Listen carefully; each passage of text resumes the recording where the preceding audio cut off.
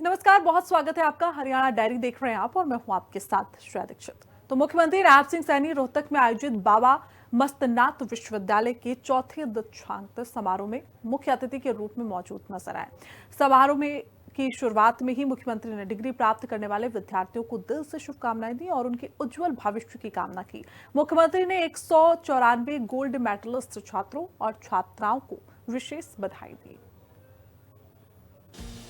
मुख्यमंत्री नायब सिंह सैनी ने कहा कि दीक्षांत समारोह किसी भी शिक्षण संस्थान के लिए गर्व और गौरव का दिन होता है। पदक और उपाधियां प्राप्त करने वाले सभी विद्यार्थियों, उनके अभिभावकों और शिक्षकों को भी मुख्यमंत्री ने ढेर सारी शुभकामनाएं दी।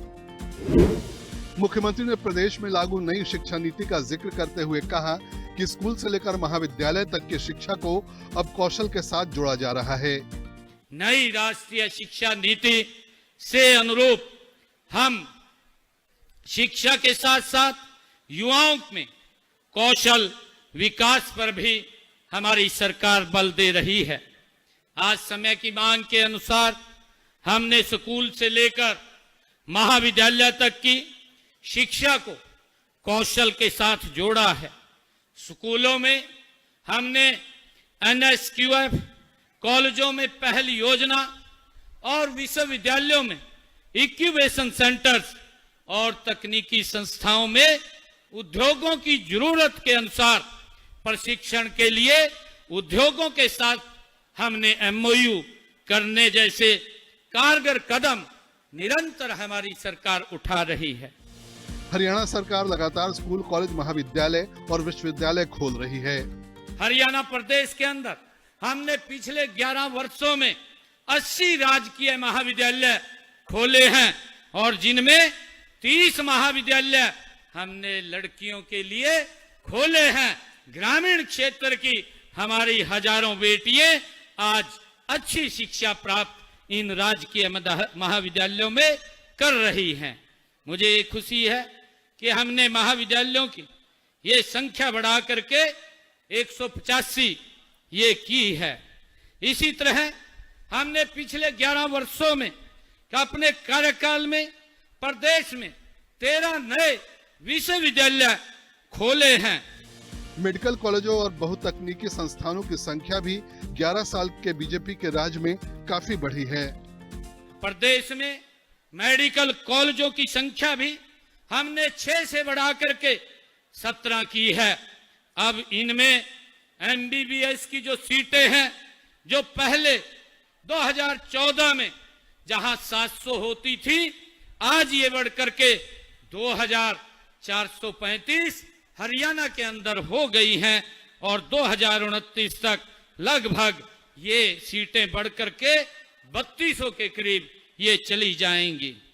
प्रिय विद्यार्थियों, हमने 15 नए सरकारी बहुतकनीकी संस्थान भी खोले हैं।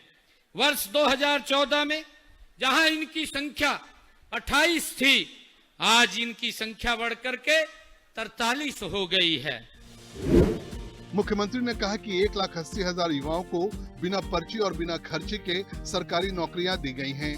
आने वाले समय में 2 लाख और युवाओं को सरकारी नौकरी मिलेगी। हरियाणा कौशल रोजगार निगम ने भी युवाओं की नौकरी सुरक्षित की है। 58 साल तक उन्हें निकाला नहीं जा सकेगा। हमने युवाओं को पढ़ाई के प्रति गंभीर करने और प्रतियोगी परीक्षाओं में के लिए मेहनत करने का माहौल हमने दिया है।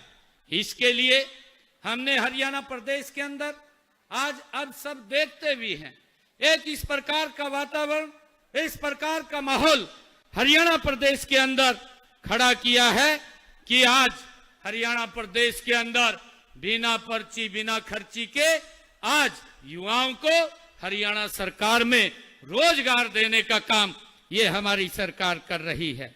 मुझे ये भी खुशी है आप सबको बताते हुए कि हमने हरियाणा प्रदेश के अंदर 1,80,000 युवाओं को बिना पर्ची बिना खर्ची के सरकारी नौकरियां। हरियाणा सरकार की कोशिश है कि राज्य में बच्चे केजी से लेकर पीजी तक एक ही जगह पढ़ाई करें। शिक्षा और रोजगार के बीच खाई को पाटने की भी कोशिश की जा रही है। शिक्षा और रोजगार के बीच खाई को पाटना। इसके लिए हमें हमारी शिक्षा को केवल क्लासरूम तक सीमित न रखकर उसे सीधे उद्योगों की वर्तमान जरूरतों से ये जोड़ना होगा। राज्य के सभी विश्वविद्यालयों और कॉलेजों में इंडस्ट्री एकेडमिया पार्टनरशिप को अपनाना होगा। इस दिशा में हमने तकनीकी संस्थानों में प्लेसमेंट के लिए 580 से अधिक उद्योगों से हमने एमओयू भी साइन किए हैं और हम अपनी भावी पीढ़ी को ऐसी शिक्षा देने के लिए हमारी सरकार ये प्रतिबद्ध है जो उन्हें रोजगार सक्षम बनाए, चरित्रवान बनाए और उनके नैतिक गुणों का समावेश करे। हरियाणा में नई शिक्षा नीति 2024 में ही लागू हो गई है। कॉलेज में पढ़ने वाले विद्यार्थियों के पासपोर्ट निःशुल्क बनवाए जा रहे हैं ताकि जरूरत पड़ने पर वो अपनी काबिलियत के बल पर विदेश में भी नौकरी पा सकें। ब्यूरो रिपोर्ट, हिंदी खबर। तो वहीं मुख्यमंत्री नायब सिंह सैनी रोहतक के गांव लठौत में एएसआई संदीप के मामा के घर पहुंचे। उन्होंने शोक जताया और परिजनों को उचित कार्रवाई का भरोसा दिया। संदीप सिंह साइबर सेल में तैनात थे। संदीप ने आत्महत्या कर ली है। परिजनों ने मुख्यमंत्री से न्याय की गुहार लगाई। सीएम सैनी ने परिवार को आश्वासन दिया कि मामले की निष्पक्ष जांच होगी और दोषियों को सजा जरूर मिलेगी।